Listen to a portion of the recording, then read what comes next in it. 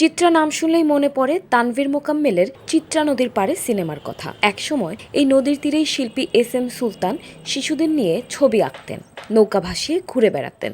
নড়াইলের জমিদার পরিবারের নারীরাও একসময় এই নদীতে গোসল করতে আসতেন। বর্ষায় এখানে নৌকা বাইচে জমে উঠত উৎস।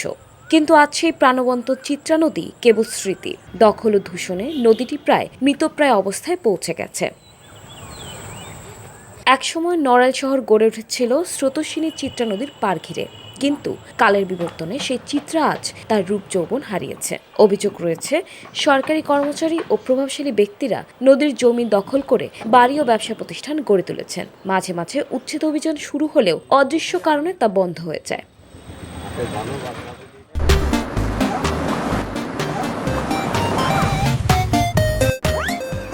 এদিকে নদীতে সরাসরি পয়া নিষ্কাশনের কারণে দূষণও বাড়ছে। বারবার অভিযোগ ও আন্দোলনের পরও প্রশাসনের নীরবতার দখলদারিত্ব আরো বাড়ছে বলে দাবি স্থানীয়দের। নদীতে জল ছিল, ইলশে মাছ, আইড় মাছ, বুয়াইল মাছ এসব ছিল। আর আনে সেসব মাছ নেই, ভবিষ্যৎ দুটো একটা। আর আনে আছে ওই দু একটা গুঁড়ো গুঁড়ো চিংড়ে। আগে ফারেক্কার জল আসতো, মাছও ছিল। আনে ফারেক্কার জলও নেই, মাছও নেই। এত নদীতে স্রোত না থাকলে তো আপনার তো ভরাট এমনি হবে। আর আপনার এই নোনা জলের এই যে নোনা মাটিটা এত ভরাট হয়। বাংলাদেশের যে কোনো পথ রূপান্তরিত হতো এই নদী পথে যেত। খুলনা থেকে স্টিমার, লঞ্চ বিভিন্ন সময় চলাচল করত, কিন্তু দীর্ঘদিন ধরে সরকার আসার পরেও এই নদীর কোনো পুনঃখনন বা নদীর দুই কূলের যে অবস্থা দখল মুক্ত করার জন্য বিভিন্ন সময় জেলা প্রশাসন কর্তৃক দেখা যায় মাপঝোপ করে, দৌড়াদৌড়ি করে, কিন্তু কোনো সমস্যার সমাধান হয় না। তীব্র খরস্রোত নদী ছিল চিত্রা, কিন্তু আজকালের বিবর্তনে দখলের কারণে হোক, নাব্যতার জন্য চিত্রা সে খরস্রোতা হারিয়েছে। যে জাতীয় পর্যায়ে এই চিত্রাটাকে এমন পুনরুদ্ধার করা দরকার, নাব্যতা ফিরিয়ে আনার জন্য যা যা করার করণীয় সেই ব্যাপারে পদক্ষেপ গ্রহণ করার জন্য আমরা চেষ্টা চালিয়েছি।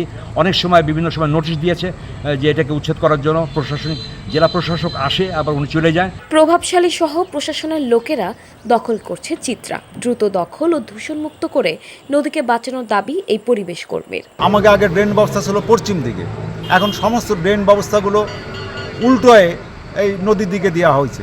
দীর্ঘদিন ধরে এটা করা হচ্ছে অত্যন্ত সুচতুরভাবে এবং নোংরাভাবে।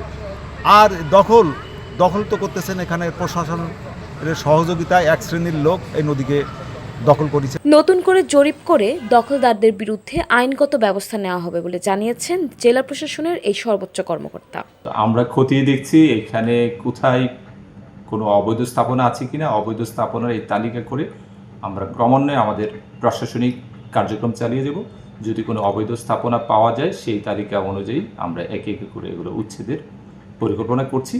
আপনারা শীঘ্রই সেটা হয়তো দেখতে পাবেন। চিত্রা নদীর সঙ্গে অন্তত 20টি খালের সংযোগ রয়েছে। নদীটি খনন করা হলে পানি প্রবাহ বাড়বে এবং প্রায় 2 লাখ মানুষ উপকৃত হবেন। দখলদারদের হাত থেকে নদী রক্ষায় দ্রুত ব্যবস্থা নেওয়ার দাবি জানিয়েছেন স্থানীয়রা।